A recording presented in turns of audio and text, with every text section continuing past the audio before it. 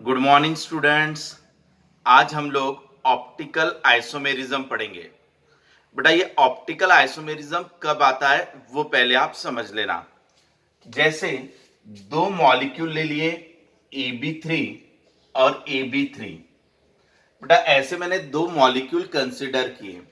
अब ये दोनों के मॉलिक्यूलर फॉर्मूले सेम है, यानी पहला कंडीशन हो गया कि दोनों के मॉलिक्यूलर फॉर्मूले सेम आ गए। दूसरा, दोनों का स्ट्रक्चर भी सेम है।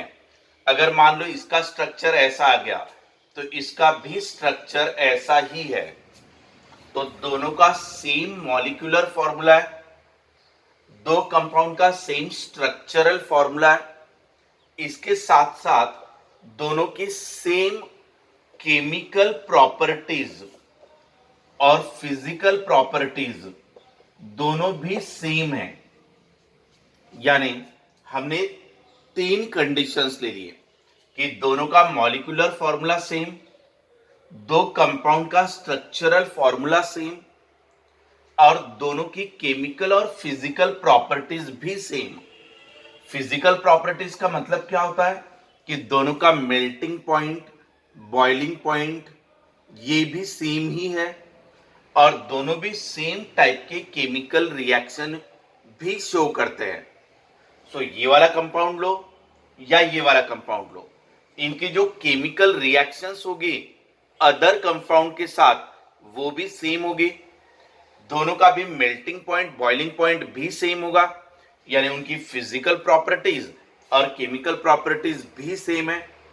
अब ये सब कुछ सेम रहने के बावजूद भी ये दो कंपाउंड को अलग कैसे कहा जाएगा, तो उसका एक रीजन है कि अगर आपने पहला वाला AB3 लिया ये कंपाउंड और ये दूसरा वाला AB3 लिया यानी ये कंपाउंड, अब ये दोनों के दोनों का सॉल्यूशन लेने के बाद अगर इनमें से लाइट रेज पास किए गए, ये लाइट रेज और ये वाला लाइट रेज पास किए गए, तो लाइट रेज के बारे में दोनों के दोनों अलग अलग बिहेवियर शो करते हैं। तो क्या हुआ कि जब दोनों का मॉलिक्यूलर फॉर्मूला सेम था, स्ट्रक्चरल फॉर्मूला सेम था, केमिकल और फिजिकल प्रॉपर्टी सेम थी, फिर भी ये दो कंपाउंड को अलग क्यों बताएंगे? तो उसको अलग बताने का ये रीजन है कि जब ये दो कंपाउंड के सॉल्यूशन ऐसे आपने ले लिए तो और उनमें से लाइट रेज को पास किया, तो ये जो लाइट रेज है वो इनमें से पास होने के बाद अलग बिहेवियर शो करता है। तो इसका मतलब सिर्फ लाइट की वजह से इन दोनों को हम अलग डिफरेंशिएट कर पा रहे हैं, उसे हम लोग कहते हैं ऑप्टिकल आइसोमेरिज्म। समझ में आया बेटा इतना? यानी दोनों के मॉलिक्यूलर फॉर्मूले, स्ट्रक्चरल फॉर्मूले, केमिकल प्रॉपर्टीज, फिजिकल प्रॉपर्टीज सभी के सभी सेम रहने के बावजूद भी इन दो कंपाउंड को अलग कहा जाएगा on the basis of optical properties, यानी लाइट के प्रॉपर्टीज की वजह से। अब हम लोग पढ़ेंगे कि लाइट का अलग बिहेवियर क्या दिखाता है वो, ठीक है ना। अब हम देखेंगे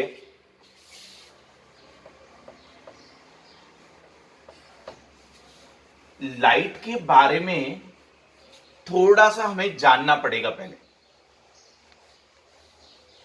ऑप्टिकल आइसोमेरिज्म समझने के लिए plane polarise light, unpolarise light, इनको पहले हम लोग समझ लेते हैं।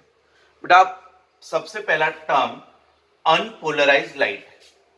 अब अनपोलराइज लाइट क्या होता है देखना।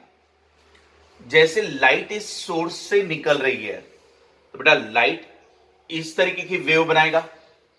अब ये जो वेव है वो आपका वर्टिकल प्लेन में वाइब्रेट हो रहा है।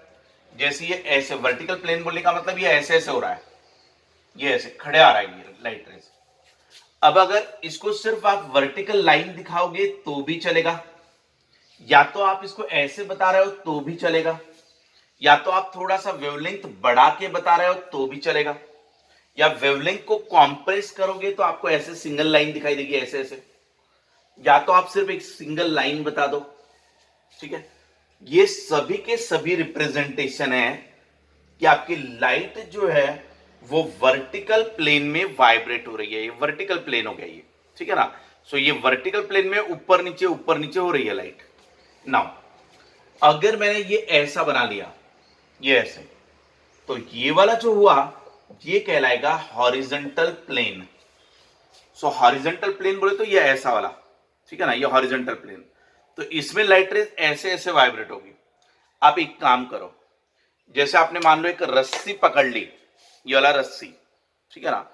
अब इस रस्सी को मैं ऊपर नीचे करूंगा। सो ऊपर नीचे करूंगा तो ये वेव ऐसे बनेगी। सो ये कहां पर बनी, वर्टिकल प्लेन में बनी, ठीक है ना।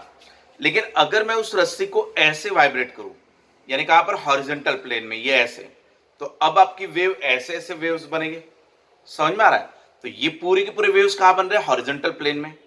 अगर इस रस्सी को मैं इंक्लाइंडली वाइब्रेट करूं ऐसा, तो वेव मेरी ऐसे ऐसे बनेगी।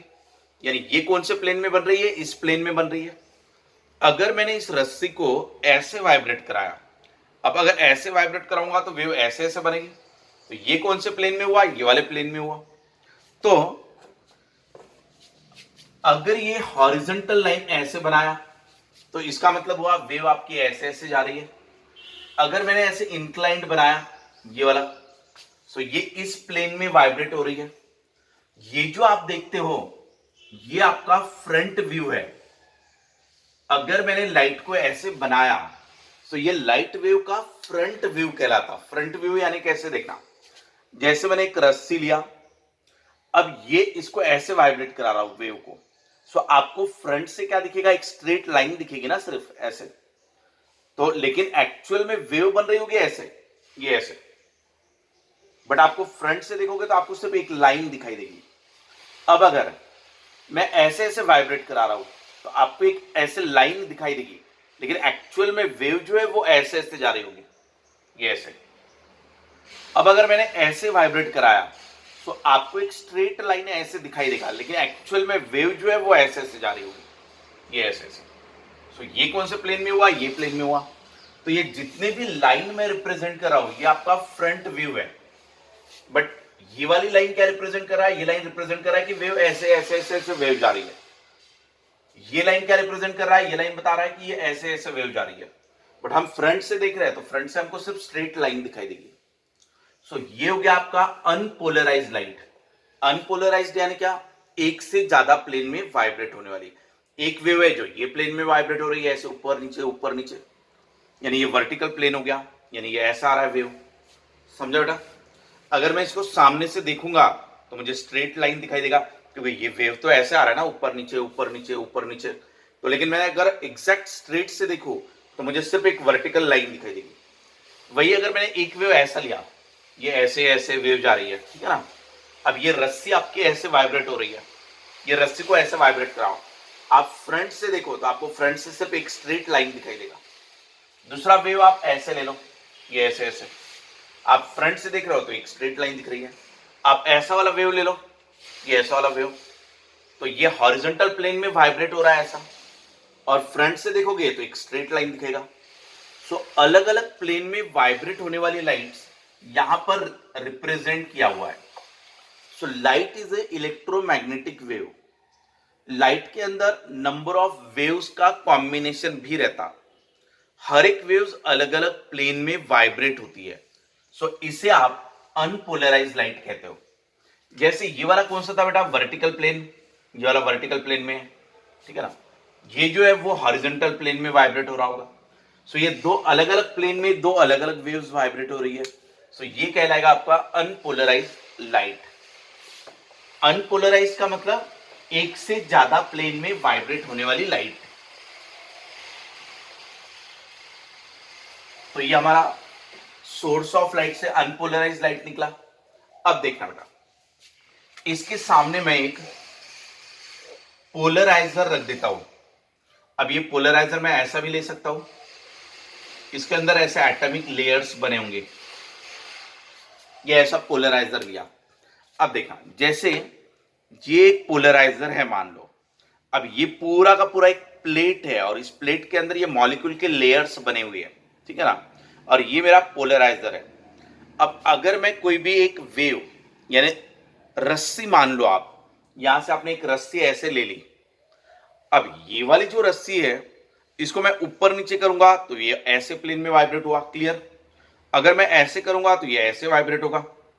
लेकिन अब अगर मैंने ये सामने ले लिया पोलराइजर, इससे मैंने रस्सी को पास किया, इसके अंदर से रस्सी को पास किया, अब देखना मैं वर्टिकल घुमाऊंगा तो वर्टिकल वाली वेव इससे पास हो सकती है आराम से, क्योंकि वर्टिकल में गैप मिल रहा है। लेकिन अगर मैंने हॉरिजॉन्टल वाला वेव लिया, ऐसा हॉरिजॉन्टल प्लेन वाला, तो ये हॉरिजॉन्टल प्लेन वाला वेव यहां जाके रुक जाएगा, वो पास नहीं हो पाएगा। यानी अगर मेरा पोलराइजर ऐसा है तो सिर्फ ये वाले ही वेव पास हो पाएंगे, जो अप डाउन वाले वर्टिकल वाले, हॉरिजॉन्टल वाले कहीं ना कहीं ब्लॉक हो जाएंगे। सो यहां से ये वाली वेव पास हो जाएगी जो ऐसे वर्टिकल है, लेकिन जो हॉरिजॉन्टल घूमना चाहेगी वो नहीं पास हो पाएगी, क्योंकि ये ऐसा है और इसके अंदर से हॉरिजॉन्टल वाला नहीं घुमा पाओगे आप। ये वेव अगर ऐसे ऐसे जा रही होगी तो यहां जाके रुक जाएगी, लेकिन वर्टिकल वाली रहेगी तो वो पास हो जाएगी बराबर। सो ये जो पोलराइजर है इससे सिर्फ ये वाले लाइट ही पास हो पा रहे हैं और बाकी के सभी वेव्स को ये ब्लॉक कर दे रहा है। सो ओनली वर्टिकल प्लेन में घूमने वाली लाइट को ही इसने जाने दिया, बाकी के सभी को वेव को उसने ब्लॉक कर दिया। इसे कहेंगे हम लोग पोलराइजर। पोलराइजर का मतलब जो प्लेन पोलराइज लाइट बनाता है। ये क्या हुआ, अनपोलराइज, यानी एक से ज्यादा प्लेन में वाइब्रेट हो रही लाइट, लेकिन इससे पास होने के बाद क्या बना, प्लेन पोलराइज्ड, यानी एक ही प्लेन में वाइब्रेट हो रही है, ठीक है। सो ये बना आपका प्लेन पोलराइज्ड लाइट। अब इसे अगर मैं कोई सॉल्यूशन से पास करूं जैसे मैंने ये सॉल्यूशन से पास किया, अब जो सीधे जाने वाली लाइट इसमें से पास होने के बाद अगर सीधे के सीधे ही रहेगी, यानी अगर वर्टिकल प्लेन में जाने वाली लाइट इससे पास होने के बाद भी वर्टिकल प्लेन में ही वाइब्रेट हो रही है, सो ये कहलाएगा ऑप्टिकली इनएक्टिव कंपाउंड। सो इसका ऑप्टिकल एक्टिविटी में कोई भी रोल नहीं है, ये ऑप्टिकली इनएक्टिव है, क्योंकि जैसे लाइट थी वैसे के वैसे ही पास हो गई। लेकिन अगर कोई कंपाउंड यहां पे रहा जिसके वजह से वर्टिकल प्लेन में घूमने वाली लाइट अगर राइट की तरफ घूम गई, तो राइट की तरफ घूमी यानी क्या, इस कंपाउंड ने उसको ये वाली वर्टिकल लाइट को, वर्टिकल बोले तो ये वाला ठीक है, वर्टिकल घूमने वाली लाइट को, आपको समझ में आ रहा है वर्टिकल बोलने का मतलब, ये वर्टिकल प्लेन में ऐसे, सिर्फ ये वर्टिकल प्लेन में है। वर्टिकल प्लेन में घूमने वाली लाइट को कहीं ना कहीं थोड़ा सा इंक्लाइंडली राइट की तरफ घुमा दिया और बाद में आपकी लाइट इस प्लेन में घूमने लगी, यानी ये ऐसे राइट की तरफ। तो जो वर्टिकल थी वो आपके राइट की तरफ घूम गई, यानी जो लाइट वेव हमारा वर्टिकल प्लेन में घूमने वाला था, यानी ये ऐसे, ये ऊपर नीचे ऐसे वेव जा रही है, अब ये वर्टिकल प्लेन में घूमने वाली लाइट थोड़ी सी इंक्लाइंड बन गई और फिर ऐसे ऐसे घूमने लगी। तो राइट की तरफ अगर मुड़ जाए तो उसको डेक्स्ट्रो कहना। तो ये डेक्स्ट्रो कंपाउंड हो गया अपना, और ये लाइट वेव को उसने राइट की तरफ घुमा दिया, इसका मतलब ये ऑप्टिकली एक्टिव हुआ, ये कंपाउंड ऑप्टिकली एक्टिव है। नाउ अगर वर्टिकल प्लेन में जाने वाली लाइट, यानी जो ऐसे ऐसे घूम रही है वर्टिकल प्लेन में, वो अगर इससे पास होने के बाद लेफ्ट में घूम जाए तो उसको लियो कहना, और अगर राइट में घूम जाए तो उसको डेक्स्ट्रो कहना। तो ये जो कंपाउंड है इसके दो नाम रहेंगे, या लियो या तो डेक्स्ट्रो, या तो वो ऑप्टिकली एक्टिव होगा या तो ऑप्टिकली इनएक्टिव होगा। यानी वर्टिकल प्लेन में जाने वाली लाइट जैसे कि वैसे ही वर्टिकल प्लेन में ही चली जाए, इससे पास होने के बाद भी उस पर कोई फर्क नहीं पड़ा, पहले भी वर्टिकल प्लेन में घूम रहा था, बाद में भी वर्टिकल प्लेन में ही घूम रहा है, तो ये क्या हुआ, ऑप्टिकली इनएक्टिव। लेकिन वर्टिकल प्लेन में जाने वाली लाइट इससे पास होने के बाद अगर राइट की तरफ घूम जाए या लेफ्ट की तरफ घूम जाए तब यह ऑप्टिकली एक्टिव कंपाउंड कहलाएगा। राइट की तरफ घुमा तो डेक्स्ट्रो कहना, लेफ्ट की तरफ घुमा तो लियो कहना। समझा इतना? इसके बाद तो बेटा यहां पे मैंने AB3 और AB3 ऐसे दो कंपाउंड लिए जिनके मॉलिक्यूलर फॉर्मूले, स्ट्रक्चरल फॉर्मूले सेम है, लेकिन इसकी वजह से लाइट राइट की तरफ घूमी और इसके वजह से लाइट लेफ्ट की तरफ घूमी, तो डेफिनेटली ये कंपाउंड और ये कंपाउंड को मैं अलग कह सकता हूं on the basis of optical activity. Optical activity यानी क्या? लाइट की वजह से। क्योंकि ये लाइट को अगर राइट को घुमा रहा है तो ये अलग हो गया, क्योंकि ये जो लाइट को लेफ्ट की तरफ घुमा रहा है तो ये अलग हो गया। अगर दोनों सेम होते तो दोनों राइट की तरफ ही घुमाते या तो दोनों लेफ्ट की तरफ ही घुमाते, लेकिन ये वाला कंपाउंड राइट की तरफ घुमा रहा है तो ये वाला कंपाउंड लेफ्ट की तरफ घुमा रहा है, तो डेफिनेटली ये दो कंपाउंड को हम लोग अलग अलग बता सकते हैं on the basis of optical activity, यानी लाइट के बेसिस पे, लाइट के घूमने की नेचर की वजह से। इसे हम लोग कहते हैं ऑप्टिकल आइसोमेरिज्म। समझा बेटा? अब जो लाइट आपकी वर्टिकल प्लेन में घूम रही थी, अब वो कितने एंगल से राइट की तरफ घूमी या कितने एंगल से लेफ्ट की तरफ घूमी, यानी आपको समझ में आ रहा है? वर्टिकल प्लेन बोले तो ये वाला लाइट ऐसे घूम रही थी, अब ये जाने वाली लाइट ऐसे वर्टिकल प्लेन में जाने वाली लाइट राइट में घूम गई, यानी अब राइट में वाइब्रेट होने लगी ऐसे ऐसे। ठीक है? अगर वर्टिकल प्लेन में जाने वाली लाइट लेफ्ट की तरफ घूम गई, यानी वो आप लेफ्ट की तरफ ऐसे ऐसे घूमेगी वो। सो जितने ज्यादा एंगल से घूमेगी उतना इसकी स्ट्रेंथ ज्यादा हुआ। ये सॉल्यूशन उसको कितने एंगल से घुमाता है उसे कहते हैं स्पेसिफिक रोटेशन। Specific rotation. अब स्पेसिफिक रोटेशन यानी क्या? सो ये वाले कंपाउंड ने लाइट को कितने एंगल से घुमाया, यानी थीटा एंगल से घुमाया, per unit concentration, per unit length, यानी ये जो सॉल्यूशन है इसकी लेंथ, यहां से आता है किसकी लेंथ, क्योंकि अगर आप इसका लेंथ ज्यादा लोगे तो वो ज्यादा एंगल से घुमाएगा। अगर इसकी लेंथ आप कम लोगे, जैसे ये कम ले लिया आपने लेंथ, ये ऐसा, सो लेंथ कम होगा तो थोड़ा सा कम रोटेट होगा। ये आपने साइड ज्यादा ले लिया, ठीक है ना, तो अलग एंगल से रोटेट होगा। सो स्पेसिफिक रोटेशन यानी क्या? सो लाइट कितने एंगल से रोटेट हुई पर यूनिट लेंथ, इसके लेंथ, और पर यूनिट कॉन्सेंट्रेशन, यानी कॉन्सेंट्रेशन यानी इसके अंदर सोल्यूट होगा ना, AB3, ये सर ये सॉल्यूशन है तो ये सोल्यूट हुआ। तो आपको क्या करना होगा,